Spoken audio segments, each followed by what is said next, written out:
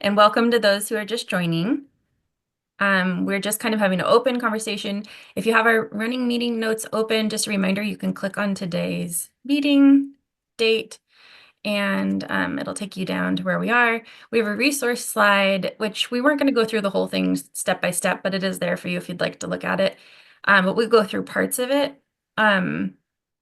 We just are starting with open conversation, and this first conversation around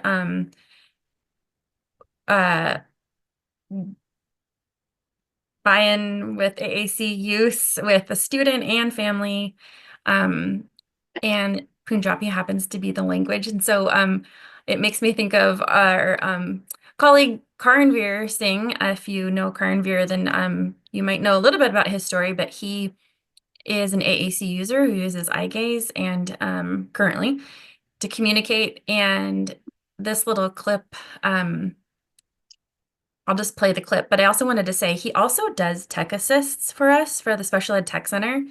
And Lori, it might be interesting to see if the family would be open to doing a tech assist with him to talk about his experience, or maybe to share um, this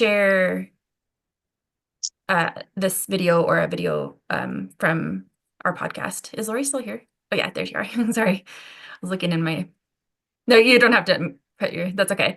But he also has some really great recordings on our YouTube website that might be interesting to share because it does. Okay. Yeah, my parents carried me. Oh. Did I need to share screen sound? Sorry. I can't see you guys, but I could hear it. It's just it was a little bit quiet. Oh, you could hear it? Okay. It is a little bit quiet, so hopefully you can do this. Anything over there? So did people carry you, or how did you get around? How did you communicate? What happened? What was that like? Yeah, my parents carried me. Okay. Wow. KP, do you want to tell us a little bit about that? Sorry, I didn't set this up very well. When Karanveer was younger, he lived in India for a long time, and he didn't have a device or anything in India. And so they were talking a little bit about what that experience was like. Yes, when we was in India, he don't have any wheelchair, and he don't have nothing. So we just carry him everywhere, and we give him bath to lay him down in the bathroom and give him bath, and he used the facial expression to say yes or no, and he used the phone, and he play with the phone with the nose and chin and with his tongue. So sometimes he iPod. iPod. He uses iPod. Yes, he uses chin and his nose. What language was spoken in India? We spoke Punjabi in India. And do you speak that in your home as well? Yes. Okay. So, Karanveer, do you understand Punjabi? Of course. Do you have, but you don't have Punjabi on your device, right? No, Bummer. they should add Punjabi. No, it's really, it's hard with when they don't have characters that match everything. It's a bummer. So sometimes just sharing experiences can be helpful. I don't know. What do you think, Lori?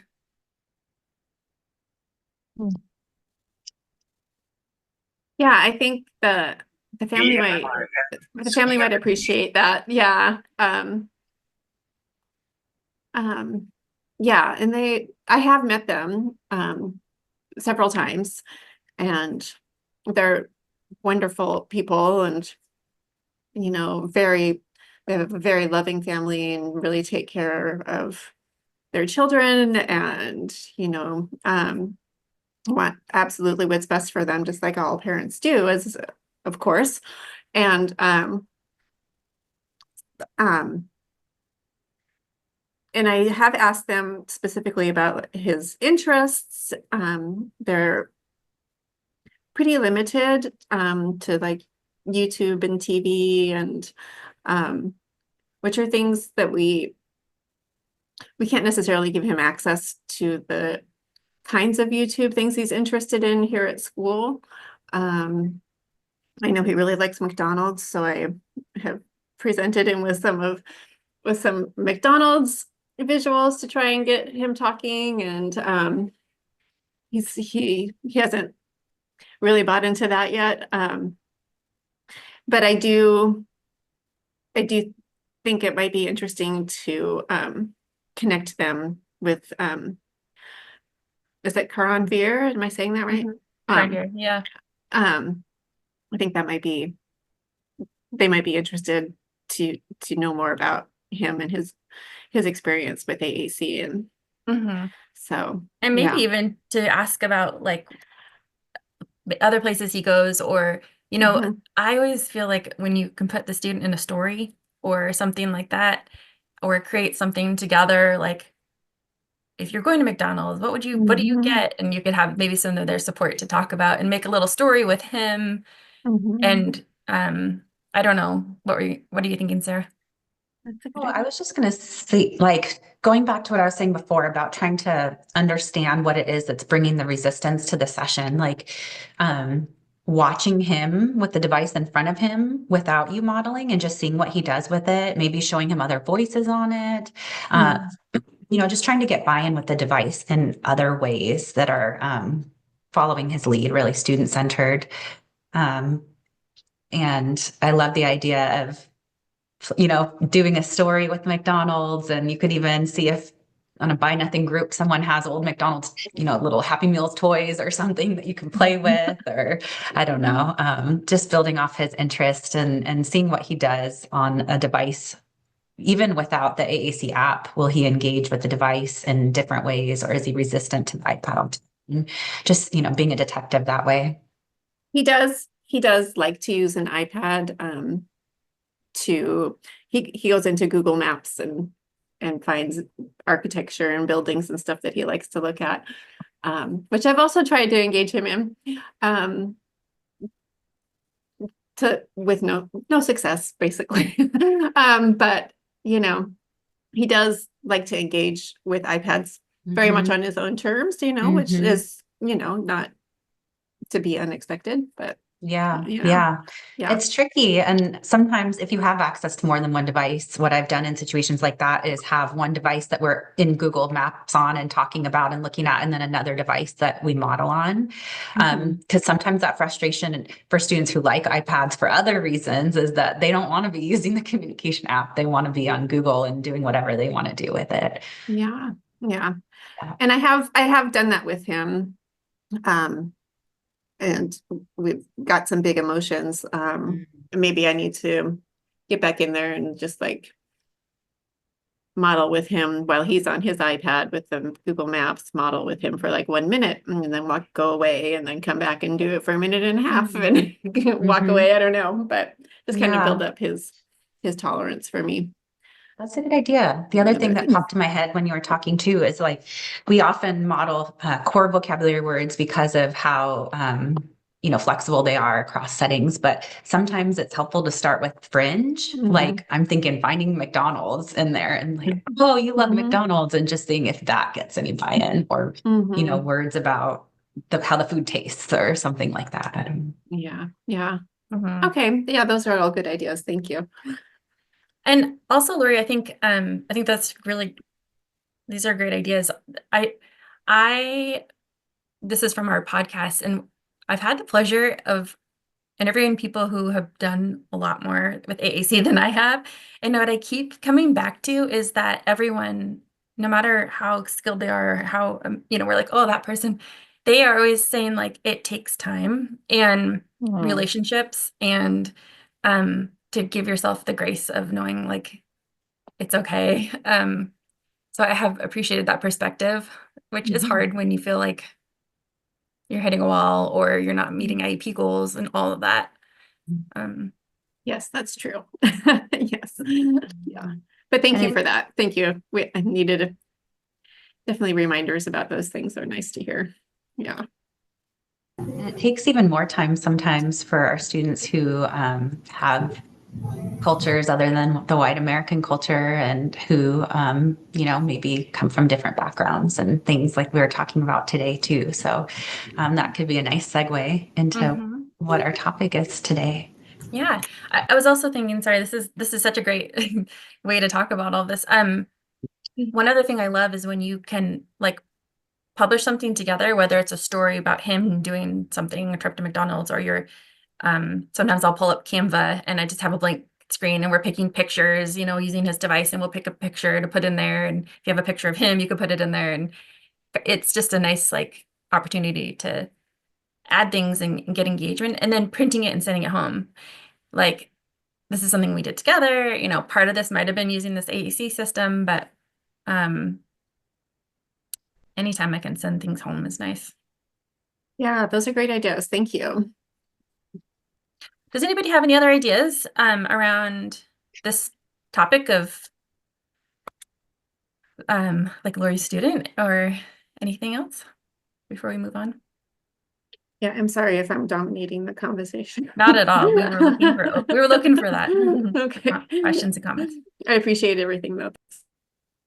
Can I jump in for a second? One Mhm. thing I'm thinking about is if Lori can have the parents take pictures of things at home, right? So that there's that association between things that he likes beyond McDonald's, right? Because it feels like McDonald's would be kind of limiting to me, because you only can talk about the food, but if you can talk about like, maybe they have a pet at home, or like there's something he really enjoys at home. So getting lots of pictures, and then you guys can, thinking of co-creating the book, could be co-creating the book with the parent and the student and you. So just my idea. Yeah, definitely. Other places you like to go, other things you like to do, special things that have happened in your life. And then, yeah, it's a great idea. There's some great ideas in the chat too. So Lori said he loves his dad's truck. So that's wonderful. A great way to add, language onto that too. And then Laura said, have you thought about sending home a personal interest inventory? And that's a great idea too. And that also ties into the topic we talked about last month, but also this month, the cultural competency and, interest inventory, but also it could be related to vocabulary that's used specifically at home and making sure that's in the device. Yeah, and we have a tip about that because Sarah has an inventory she shared. I don't know if Sarah, if you'll get to that or I'll get to that first, but just so you guys don't have to recreate the wheel, maybe either whether it's the tip or just the document, Sarah. Or Laura, if you have one to share, please feel free to add that either to our notes or the chat.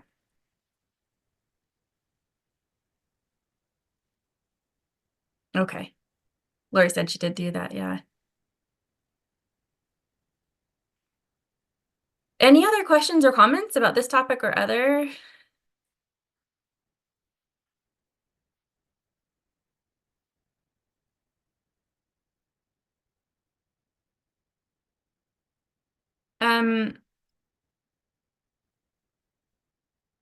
Let's see.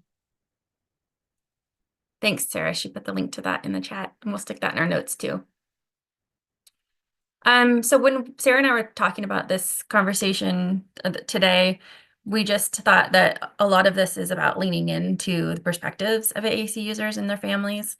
And so we were curious, what does it look like to you when you're leaning into the perspectives of your students? Lori mentioned that you've met with families. What are some ways that the inventory is a great example? Does anybody have other ideas or?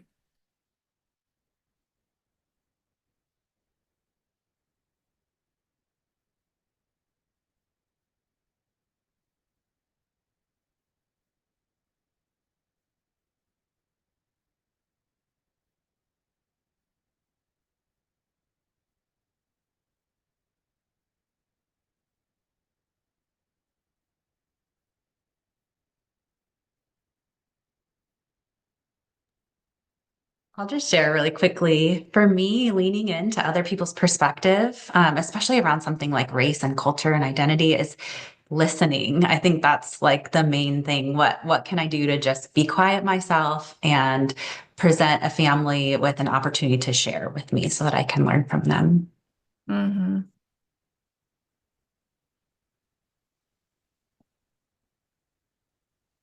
And a little bit more structured way to do that is with an ethnographic interview. That'd be a great thing to Google if you're not familiar with that, but it's a great structure for how to get information from families without leading someone a certain way. You are asking more open-ended questions, but instead of saying like, that must be really hard for you when they say what happened, you're kind of saying like, tell me more, or things like that. So a great thing to look into. Sarah, can you tell us about this?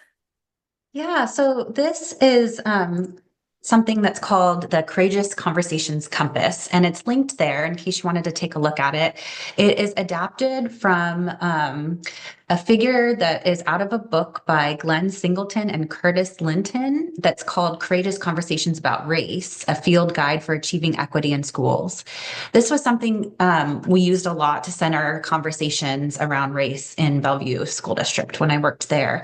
And this compass specifically is designed to help you understand where other people are coming from in a conversation that is like this about race. And so understanding that people could be in different quadrants of this compass at any given time. So, for example, they might be in the head space and just really thinking about something, which is that purple quadrant, or they might be more in that emotional space where they're feeling a lot in their heart, but they can't maybe articulate what they're feeling yet with their head because they haven't gotten to that other quadrant quite yet. Or, maybe they're ready to do something about it. They're in that red acting space. So it's just a way to kind of center these courageous conversations and something that you all might want to share with teams if you haven't seen it before. And that also makes me think about one of the reasons we put together this slide deck for you all too, is because this was based on a conversation on this topic that I led in Bellevue before with a small group of AAC SLPs. And we did it in person. Sometimes conversations like this are a little bit easier to have in person and with people that you know really well. So if you wanted to take our slide deck and use it as a launching pad for a conversation that you might have with folks in your neck of the woods, we encourage you to do so. Again, a lot of this is meant to make you think and to think about things in new and different ways and to challenge previously held beliefs that you might have. So please take these clips and these quotes and things that we've pulled and use them in your conversations. Mm-hmm. And share with us too any resources because we would like to continue to grow. Mm-hmm. We talked about this little piece of culture and language. Let's see, Sarah, is there one of these that you want to propose?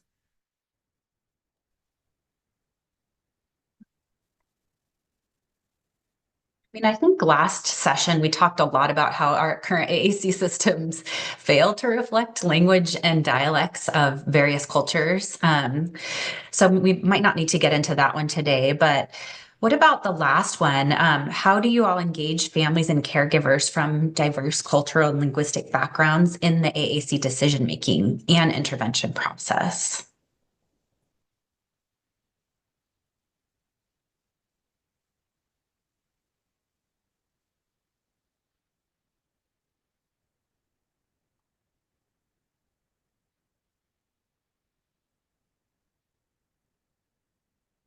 And if that's an area maybe that you're like wanting to build, how do you think you might do that?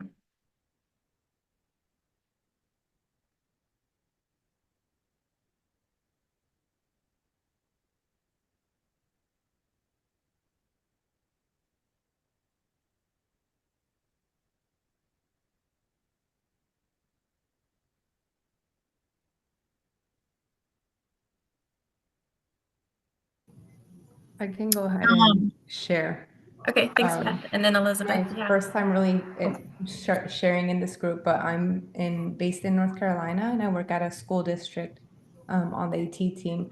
And something that we've done in a few instances, and honestly, even add, I wish, even thinking about this, that we do this even more so, but in some of the preschool evaluations that we've done where we're really only having the opportunity to see the child once, and the child does well with multiple devices, like it's not a clear, this will be a good start, but there are a few different ones. I've had follow-up like Zoom calls with the parents to show them side by side and ask them their input. What are they liking?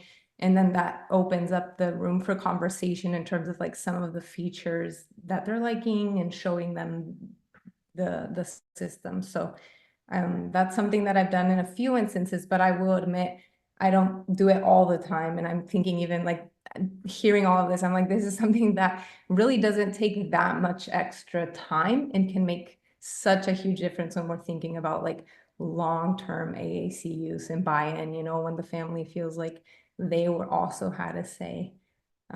So that's I all love that, Elizabeth. And it's such a great idea to do the Zoom call because you can kind of do it, hopefully, like on their terms, their schedule. And I think we know that when parents are involved in deciding on the AAC, it leads to less device abandonment. It's a great point. Beth, I think you wanted to also say something. Sorry, we're dismissing, so there's no telling what you'll hear. No, I was just going to say that I feel like sometimes in the area that I'm in, we sort of have a low socioeconomic status. Most of our kids are probably 80 to 100% are free and reduced lunch, and I feel like some of these devices, even though they're not being asked to pay for them, they're not asked. It's just such a, even seeing it and hearing it is very scary to these parents because it's something that I feel like they are not even really sure of. Please admit bus 55, please admit bus 55. And it's hard to sometimes then get them on board with it. I think they just think, oh, it's something that we're doing at school. And it's kind of hard to get them on board with it because they're, I don't know that they really even understand all the rules to language. The parents don't really understand all the rules to language. They don't even understand why they need to talk with their kids. You know, we have so many Hispanic population here too that don't necessarily have conversations with their kids. And so even in that respect, it's hard to get parents, I feel like, a little bit on board with some of the AAC stuff because they don't understand it. They don't understand even the whole, this is what, you know, your kid needs to communicate, needs to comment, needs to say what, you know, say what he likes, say how he's feeling and that kind of thing. But I don't really know that that's done with even the typical kids in some of the households. Does that make sense?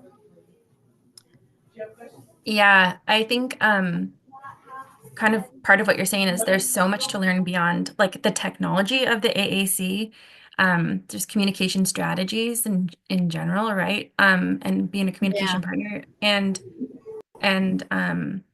you made me think of something that's happening in one of the school districts in Washington State that we were featuring recently was an AAC community night.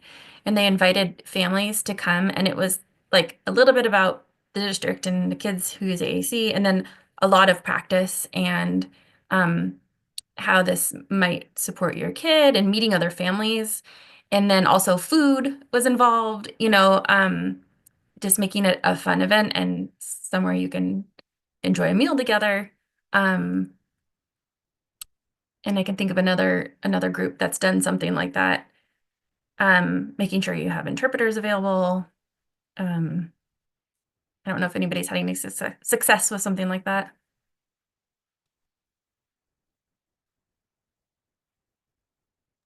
I love that idea, Sarah. And I put a link to, I think it was a Tuesday tip that you did on AAC caregiver nights. It was from Richland School District. There was a question in the chat about which district. So I put the link to that in the chat and I'll add it to our notes as well. Thank you.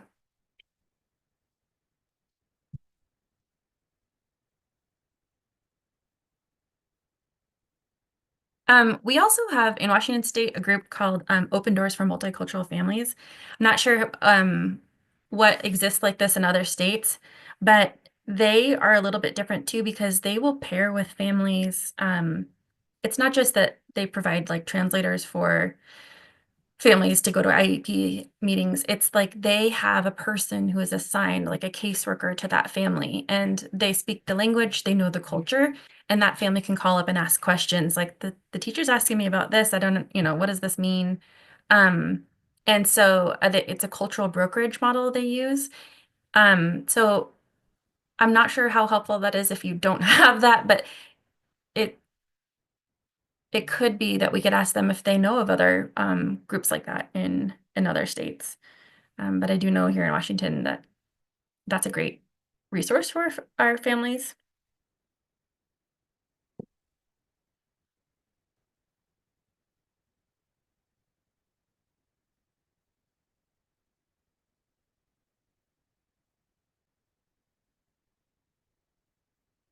Any other thoughts?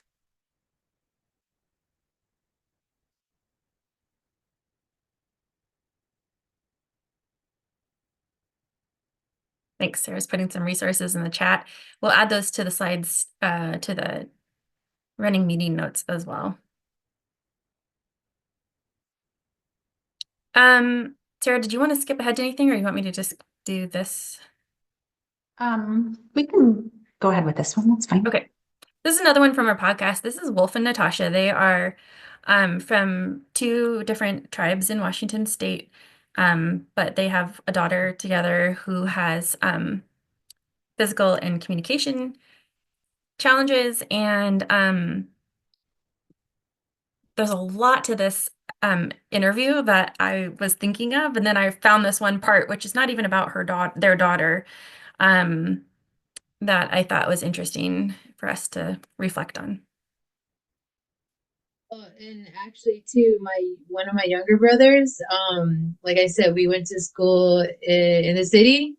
He would not talk at all. At all. Oh. They really were gonna put him in, special education because they're like, I don't know what's going on. Like he is doing the work, but he just won't talk. But as soon as he got home, he's chatting up a storm, and my parents and we had to like, you need to talk in class because they're gonna put you in another, you know what I mean? Yeah. You are very smart. He's really smart, but he just didn't talk with the teachers, hardly talk with any of the kids. So not being around our same race and stuff like that until he got finally comfortable enough that he was able to start slowly talking. They were talking in this episode about how their daughter lives and goes to school in their community, but her brother, at some point of his schooling, Natasha's brother, went to school in the city, not with their tribe, and so how some of the cultural differences would come across, and how they talked about putting him in special education. It makes us think about over-identification of people with language differences versus disorders. Any thoughts about that?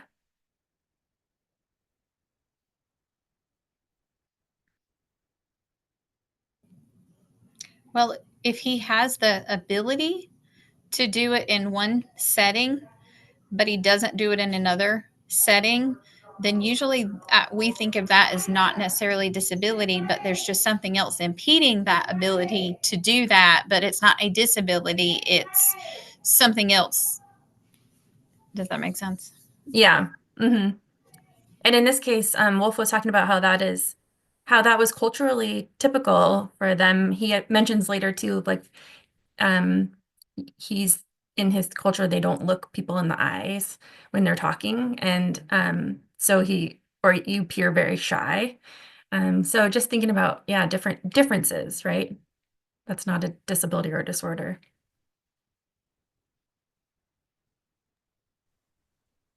It made me think a little bit about situational mutism, or sometimes called selective mutism, and how a student may communicate at home, maybe close to typically, or be just fine, and then in the school setting not talk at all. But I hadn't really thought about the mismatch between the cultural linguistic norms and school expectations. So that's really an interesting thing to think about when we look at our students, to consider the whole picture.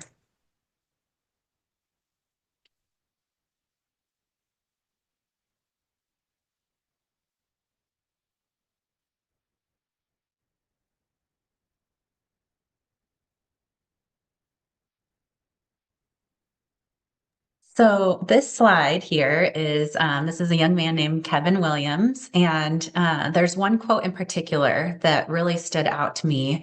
We can play the clip from the podcast if you'd like as well, but I'll go ahead and read the quote first.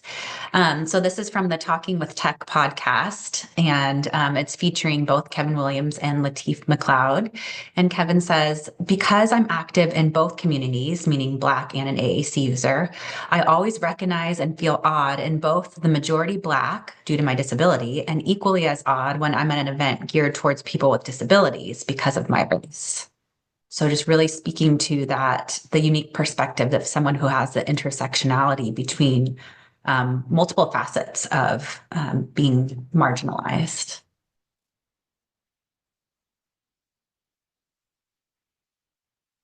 Yeah, that is, it's always good to hear the perspectives and to read quotes like this, things you might not have thought about.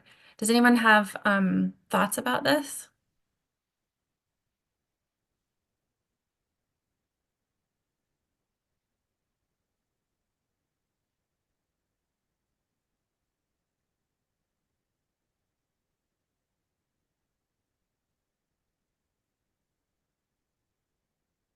Laura said she'd like to hear the clip. So this clip is just from the middle of the podcast, mostly surrounding this quote. I do highly recommend you listen to the whole podcast at some point as well. It's full of a lot of gems. Do you want me to play the clip right now? Yeah. Because I'm active in both communities, I always recognize and feel odd in both the majority Black event due to my disability, and equally as odd when I'm at an event geared towards people with disabilities because of my race. Seeing others going through the same struggle helps me understand my odd feelings. But to answer your question directly, I think education and knowing what action to take in response are the two predominant issues in any community. Make changes just within your circle of friends, family, and the groups you actively participate in. A small, uncomfortable conversation with the people who you have direct influence over is a million times more effective than participating in a public demonstration when trying to make permanent change. Yet the demonstrations spark those small, uncomfortable conversations. And this consistent cycle is what motivates all of us to do something.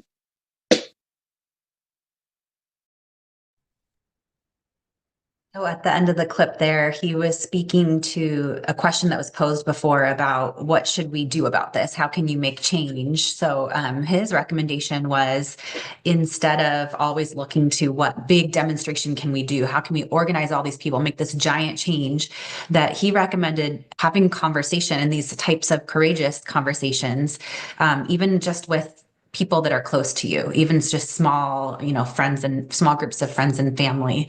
And I thought that was really interesting suggestion.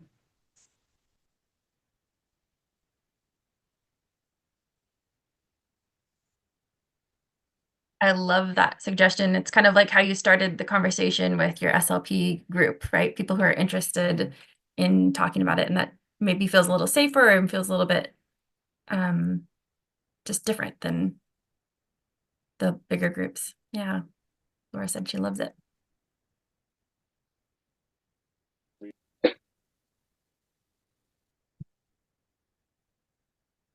Here are some reflection questions for us. If anyone would like to answer either of them, the first says, how might the intersection of race and non-speaking status influence how others perceive a student's intelligence, behavior, or capability?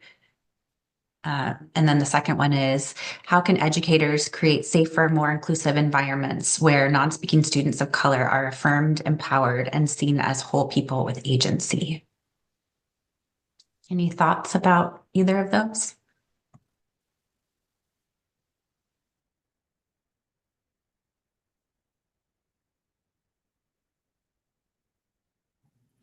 I do really like the idea of the AAC or AT nights and, you know, do them. And hopefully we have a separate school that we could include some students of color that do use devices, you know, and their parents, invite them, even though they're not necessarily in our smaller community, but maybe invite them so that they could see that there are other kids that are that are similar cultures to them, that have used this and their success stories, and even just support to say, we know this is not easy and we know that this is kind of different and kind of strange, but it has worked for us.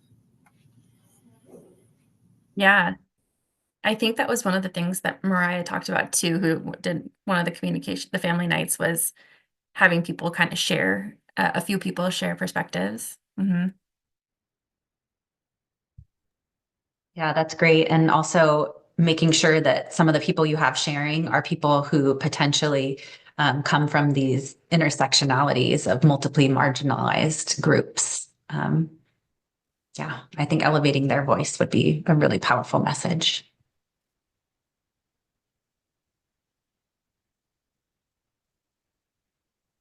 And maybe even just sharing clips like this, right? I don't know if you're in a role where you are an AT facilitator or maybe SLP lead or just anything, where you share tips. But Sarah has a lot of good clips and resources in this slide deck. I know it's a lot to share a bunch with people, but maybe if you shared one and had just like that slide where Sarah pulled out the quote, might be a good idea. Any other ideas?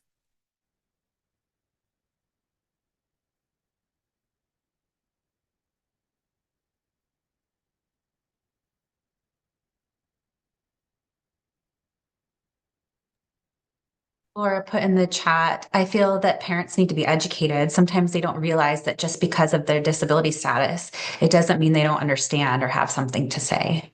Absolutely.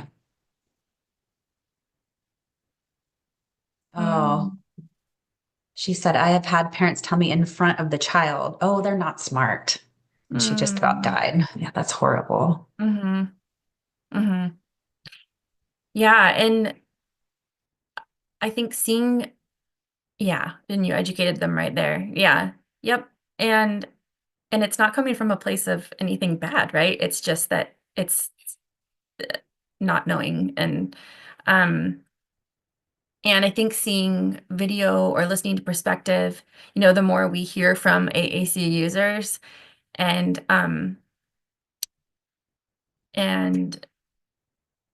there's nothing like a video, right? Even if it's a video of their own student at school, sometimes it's so hard to connect with families sometimes. And if you have the ability to take a quick video and send it and say, oh, look, you know, it's like, oh my goodness, I didn't realize they were doing that or that was possible.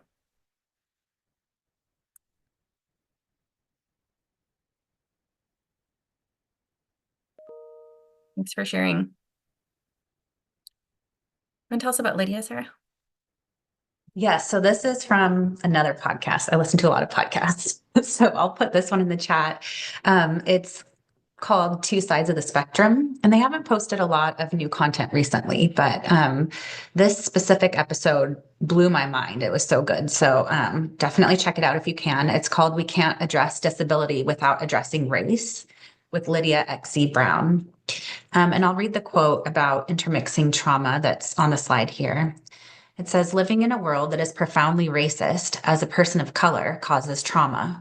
Trauma is itself a kind of disability. And so disabled people of color experience not just the trauma of living in an ableist world, but the trauma of living in a racist world, and the compounded trauma of living in a world where people are both ableist and racist at the same time in ways that intermix and are impossible to extricate, separate.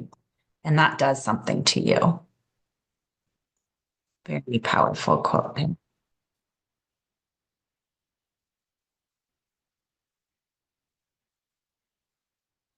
Has anyone thought before about how these two ideas are traumatic, that it could potentially be traumatic to live in a world that is racist, and if you're a person of color in that world, and then also as disability to be a disabled person living in an ableist world can also be traumatic, and how those things can compound and intermix in a way that is much bigger than someone who does not have those identities would imagine potentially.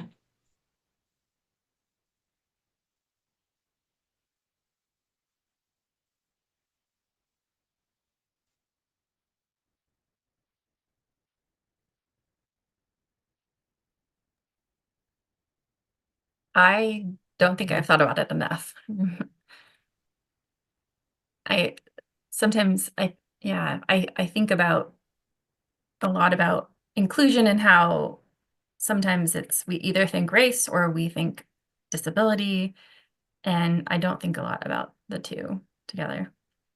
Yeah, that's interesting. I've been thinking about that a lot too, with everything going on in our country right now, about how inclusion, in my mind, I often think about disability given the work that I'm doing.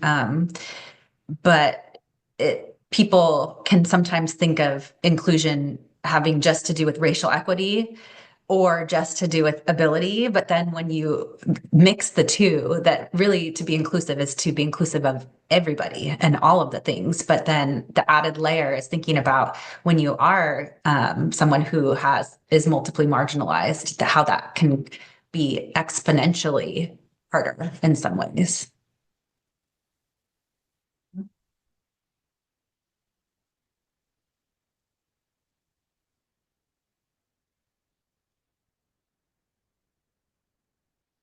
There's one other thing I wanted to make sure we talk about before we wrap up today. If you want to skip forward a couple slides.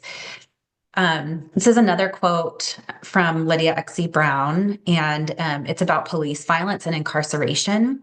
And actually, if you want to skip forward to, I think it's the next slide, I wanted to introduce, or one more slide. Introduce someone else who I follow on social media. And if you're on Instagram, I definitely recommend you explore her content. Her name is TJ, and she is a neurodivergent autistic woman who is the mother of, I believe, at least one neurodivergent child, if not more. And her handle on Instagram is Nigh Functioning Autism, which is a play on the functioning labels, because she, I guess, as a child was considered quote unquote high functioning. However, she didn't feel like she could survive. Like she had so much burnout and masking and other issues that she was challenged with as a child. So that's where her handle comes from. But she talks a lot about police violence, incarceration, and when and how you might consider teaching masking, especially to, she talks about teaching it to her child who is Black and autistic. And so this is a screen grab of a post that she had on her Instagram before, and says, one day we need to have the conversation about being Black and using AAC to communicate. How do we communicate to police if we have to reach for something to answer them? And if we don't answer, we're treated as non-compliant. And I don't have an answer to this. But if you go to the next slide, I think it's the next one. She talked about how she does teach her children to mask. And so here's a series of quotes that I'll pull out from the screenshot of her longer post there. She said, how Black autistic parents keep our Black autistic children safe. The truth is, we don't ever know how to do it. Masking is only discussed as a binary. Either masking is bad or not masking is good, but that's not how real life is. my job is to protect my children. How can we let our kids be themselves while protecting them from others who won't accept them?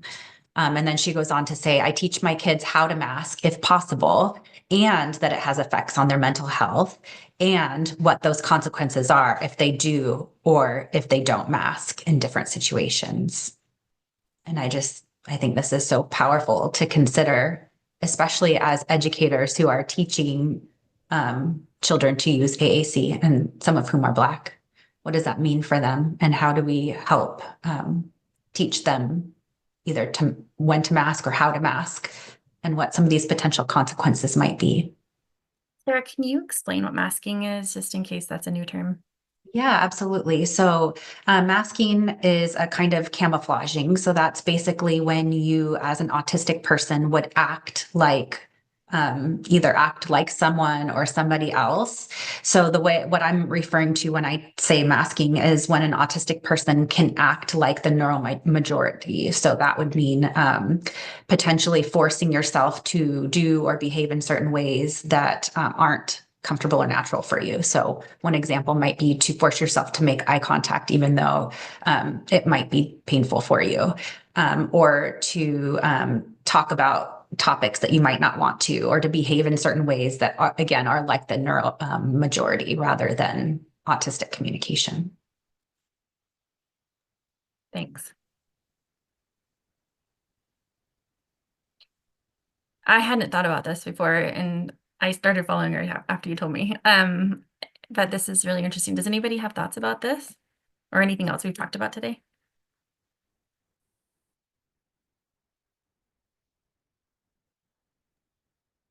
It seems like something like teaching masking would really need to involve a lot of family cooperation around that, because that seems like it seems so incredibly personal. I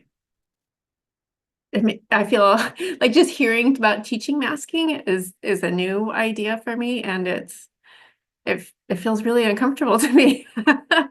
So, but I see why it's needed. So it's just shows me what I don't know about the lived experience of so many of our families, and especially those with disabilities and who use AAC. And yeah, this has been very eye-opening for me. Me too, Lori. Thanks for sharing. I agree. I think this is, this is a mom talking about what she's doing with her children. So I completely agree about what you're saying. It is very personal. And there's a comment in the chat. I think it's sad that they have to mask and not just be themselves. I do understand why. Mm-hmm. Yeah. And I think there's another piece too, is just actually all the executive function that someone has to use to be able to mask, and realizing that you can only do that for a short period of time until we have we need a change, or we are going to have a fallout. So, yeah. The thing that I hadn't thought of ever was them, like if they were ever approached by a police officer or someone needing to get their device, prior to. So it's like that whole idea of ensuring we're teaching the total communication, gestures, pointing, those types of things. But I never really thought about what other tools or even materials, or should they be carrying something in their backpack, something written. I don't know. I just really hadn't thought of what that can look like if they don't have their device in the moment and need to communicate with someone else. Thank you for sharing that. It's something that I've thought about a little bit, but not enough yet. And again, I don't have the answers for it. Another group that I'm a part of on Facebook is the Ask Me I'm an AAC User, which is a group of AAC users and people who support them. And it's where I have learned a lot. And they've talked in there about not having access to AAC in the hospital setting and how detrimental that can be if their device is taken away because it needs to be sterile or whatever it is. And that's their means of communicating and it's gone. And that's horrible. But then you think about like with a police officer, which could be potentially threatening and dangerous.